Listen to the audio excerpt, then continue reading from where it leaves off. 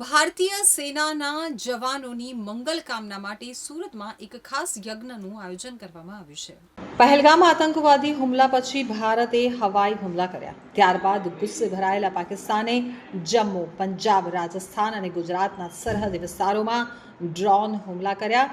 જ્યારે ભારતે પાકિસ્તાનની અંદર પણ વિનાશ મચાવ્યો, તો યુદ્ધની વધતી જતી શક્યતા વચ્ચે સુરતમાં બગલામુખી સાધક અને સંત વિજયાનંદ પુરીજી મહારાજ દ્વારા માં બગલામુખીનો યજ્ઞ કરવામાં આવ્યો હતો, જેમાં શહેરના દેશભક્ત નાગરિકોએ પણ ભાગ લીધો હતો।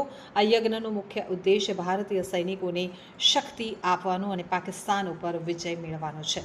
સંત વિજયાનંદ પુરી મહારાજે જણાવ્યું કે જ્યારે પણ દેશ ઉપર સંકટ આવે છે ત્યારે માં બગલામુખીનો યજ્ઞ કરવામાં આવે છે।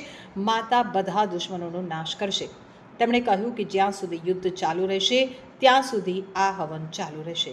યજ્ઞમાં ભાગ લેનારા દેશભક્તોએ દેશના સૈનિકો અને તેમના પરિવારોની સલામતી અને સ્વાસ્થ્ય જીવન માટે આ હવન પણ કર્યું હતું।